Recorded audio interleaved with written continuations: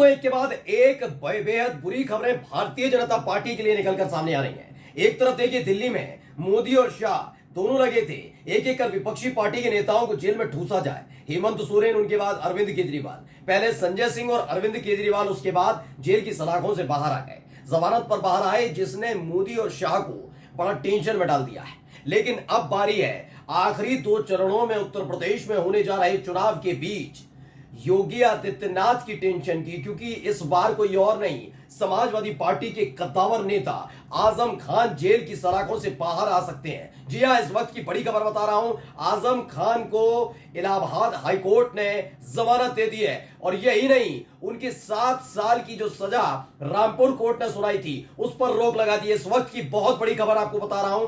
आजम खान को इलाहाबाद हाईकोर्ट ने जमानत दी और 7 साल की जो सजा सुनाई गई थी उस पर रोक लगा दी गई है। नमस्कार, मैं हूं प्रांशुपाल गौतम और आप देख रहे हैं टाइम्स एक्सप्रेस।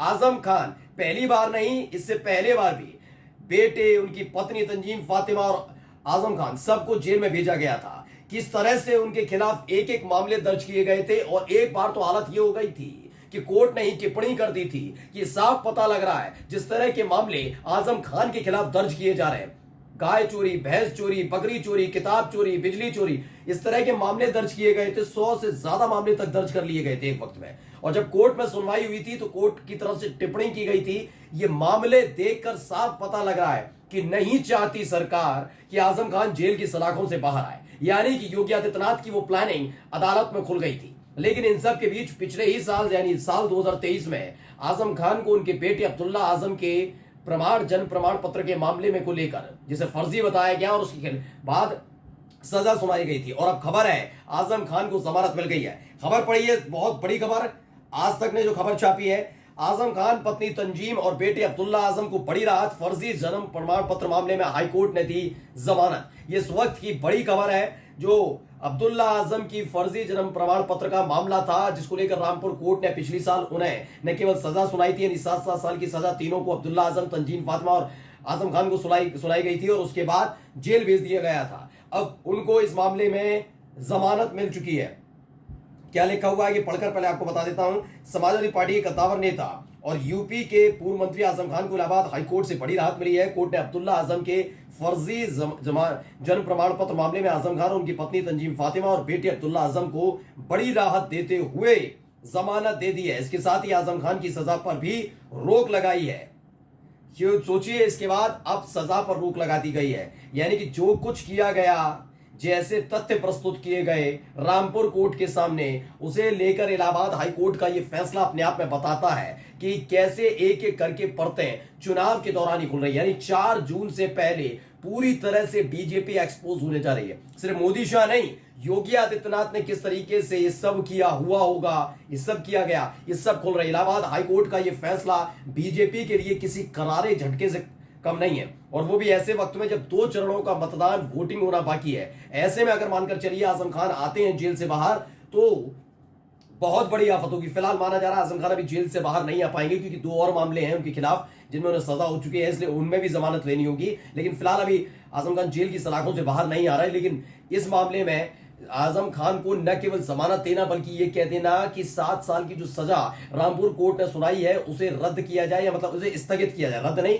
स्थगित किया जा रहा है, उस पर रोक लगा दी गई है। खबर दिखा रहा हूं आपको, एबीपी न्यूज ने भी खबर छापी है।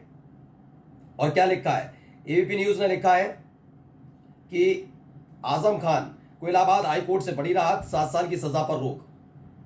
पहले खबर पढ़कर पूरी आपको बताता हूं क्या है। समाजवादी पार्टी के वरिष्ठ नेता और यूपी के पूर्व कैबिनेट मंत्री आजम खान एंड फैमिली के लिए राहत भरी खबर है। इलाहाबाद हाईकोर्ट ने आजम खान को मिली 7 साल की सजा पर रोक लगा दी। हालांकि पत्नी तंजीम फातिमा और बेटे अब्दुल्ला आजम की सजाओं पर रोक नहीं लगाई गई है, और तीनों को जमानत मिल गई है। यानी आजम खान की सजा भी रुकी, आजम खान, बेटे अब्दुल्ला आजम और पत्नी उनकी तंजीम फातिमा, तीनों को जमानत मिल गई है। अब ऐसे में क्या है कि तंजीम फातिमा जेल की सलाखों से बाहर आने जा रही है, और जब वो बाहर आएंगी तो ये बीजेपी के लिए बुरी खबर होगी। आपको याद है जब अरविंद केजरीवाल जेल की सलाखों के पीछे गए थे, तो सुनीता केजरीवाल पूरी तरीके से इंडिया गठबंधन के मंच पर नजर आ रही थी, और सुनीता केजरीवाल ने जब जब कुछ बयान दिया उसकी बड़ी चर्चाएं हुई, जनता ने उसे सुना। यही हेमंत सोरेन की पत्नी लगातार इंडिया गठबंधन के मंच पर नजर आ रही है। अब ऐसे में जब आजम खान को जमानत मिल गई, लेकिन 2 मामले और हैं, तो उन 2 मामलों की वजह से नहीं बाहर आ पाएंगे। लेकिन अभी कौन कौन आ रहा है, बेटा और पत्नी यानी कि अब्दुल्ला आजम और तंजीम फातिमा दोनों बाहर आ रहे हैं और दोनों अब समाजवादी पार्टी के मंच पर जब नजर आएंगे तो एकजुटता मुसलमानों में भी देखने को मिलेगी। किस तरीके से उन्हें सिर्फ परेशान करने का काम किया गया था। खबर पहले मैं पढ़कर बता दूं क्या क्या हुआ है। हाईकोर्ट ने फैसले में क्या कहा। कोर्ट ने शुक्रवार को 57 पन्ने के फैसले में कहा कि आरोपों की प्रकृति और अभियुक्तों के खिलाफ रिकॉर्ड पर मौजूद सबूतों पर विचार करते हुए मुझे लगता है कि मोहम्मद आजम खान का मामला डॉक्टर तंजीम फातिमा और मोहम्मद अब्दुल्ला आजम खान के मामले से अलग है। ऐसे मोहम्मद आजम खान के लिए सजा का फैसला स्थगित और निलंबित रहेगा। रामपुर कोर्ट ने क्या सजा सुनाई थी और क्या था मामला बता दे रहा हूं। रामपुर की स्पेशल कोर्ट से मिली 7 साल की सजा को आजम खान की पत्नी और बेटे ने इलाहाबाद हाईकोर्ट में चुनौती दी थी। हाईकोर्ट ने अपने फैसले में आजम खान को राहत दी है, उनकी सजा पर रोक लगा दी है और जमानत भी दे दी है। रामपुर की स्पेशल कोर्ट ने 18 अक्टूबर 2023 को तीनों को 7-7 साल की सजा सुनाई थी। 18 अक्टूबर यानी पिछले साल 2023 को। उसके बाद इन्हें जेल भेज दिया गया था और 50 हजार रुपए का जुर्माना भी लगाया था। जस्टिस संजय कुमार की सिंगल बेंच ने फैसला सुनाया। तीनों याचिकाओं पर सुनवाई पूरी होने के बाद कोर्ट ने 14 मई को अपना जजमेंट रिजर्व रख लिया था और आज उसका ऐलान किया गया, मतलब आदेश सुनाया गया। जो फैसला रखा गया था सुरक्षित, तो उसमें बताया गया कि जो पूरा का पूरा मामला है उसमें आजम खान के खिलाफ जो सजा रामपुर कोर्ट ने सुनाई 7 साल की, उस पर रोक है, यानी कि उन्हें बहुत बड़ी राहत मिली है। ऐसे में जमानत पर अगर 2 मामलों में और जमानत मिल जाती तो 20 चुनाव में वो बाहर आ सकते हैं। फिलहाल 6ठे चरण का कल चुनाव है, तो माना जा रहा है कि अगर आज निकल कर आते हैं तंजीम फातिमा और उनके बेटे अब्दुल्ला आजम दोनों जेल की सलाखों से बाहर निकल कर आते हैं तो यकीन मानकर चलिए कल के बाद यानी 7वें चरण के वोटिंग के लिए वो इंडिया गठबंधन के मंच पर न केवल नजर आएंगे बल्कि बीजेपी के लिए बड़ी आफत बनकर भी मंडराएंगे। क्योंकि पहले से ही आप देखिए 5 चरणों में उनके अपने कोर वोटर क्षत्रिय समाज के वोटर्स नाराज चल रहे थे। राजा भैया को देखिएगा, राजा भैया किस तरीके से बीजेपी के साथ डील कर रहे थे, लेकिन कहां चले गए, अखिलेश यादव के साथ चले गए।